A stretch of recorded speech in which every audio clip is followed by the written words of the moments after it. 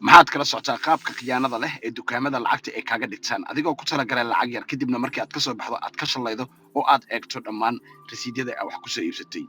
oo aad markaa tidhaahdid talagalkayga muusan ahayn waxaad muuqaalkan ku baran doontaa ama aad ka ogaan doontaa qaabka lacagta lagaaga dhigo iyo qaabka aad uga badbaadi lahayd muuqaalkan ama dukaankan waa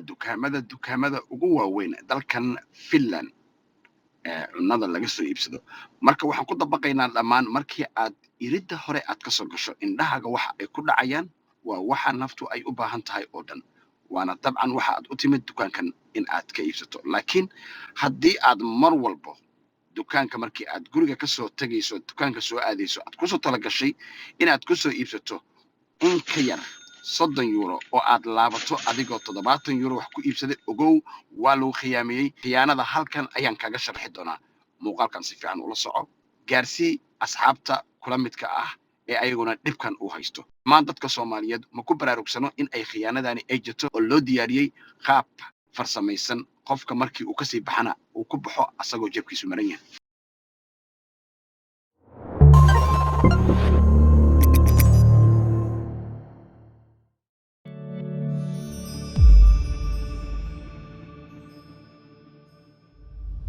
su-aasha ugu horreysa aan ku weydiinayo waxay tahay markii aad guriga ka soo baxaysay ma tahay qof soo qortay liistiga waxa uu soo gadan doono waqtigan uu dukaanka u imaanayo markii aad dukaanka timidna ma iibsatay wixii aad soo qoratay oo keliya mise wax kale ayaad ku dartay sidee baa ula tacaalayaa haddii ay noocaasi igu dhacdo ama aan wax kale soo xasuusto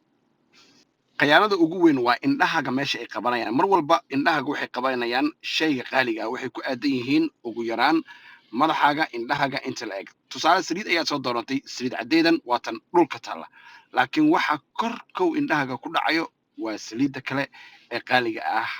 saliid saytuunka iyo olive oilta iyo wixii la midka ah qaybta carruurta markii aad carruur hore usoo wadatana ayadana khiyaano kale ayaa halkan ku jirto oo waayo carruurta waxay jecel yihiin macmacaanka buskudka nacnaca dhammaantood waxay ku aadan yihiin carruurta 3 jir ilaa iyo 7 jir inta u dhexayso indhahooda ku aadkooda meel u fudud oo adiga aanan ku fududayn hore ayuuna usoo qabsanaya canuga waxaana ku khasban tahay inaad sii iibiso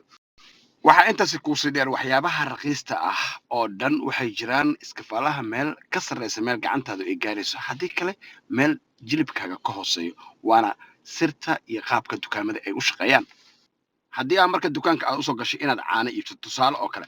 caanaha mar walba waxaa laga dhigay fridjkooda qaybta ugu dambaysa ayuu frinjeerka yaalaa si aad usoo dhex marto dukaanka qaybihiisa kale markii aad carruur wadatana mar walba carruurta waxay kugu qasbayaan inaad u iibiso waxa ay rabaan waxaad soo dhex maraysaa dhammaan qudaartii baad soo maraysaa chocolatekii baad soo dhex maraysaa dhinacyadii kala duwan baad soo maraysaa yogodkii baad soo maraysaa ugu dambeyn baad caanaha imaanaysaa mar walbana caanaha iyo ukunta isku meel ayaa laga dhigaa markii aad saa u qaadatana waxaad sii dhex maraysaa cabitaanadii oo kala duwan aad sii maraysaa canuga waxa uu jecel yahay mar walba waxay ku aadan yihiin sidaan kuu sheegay indhihiisa ku aadkiisa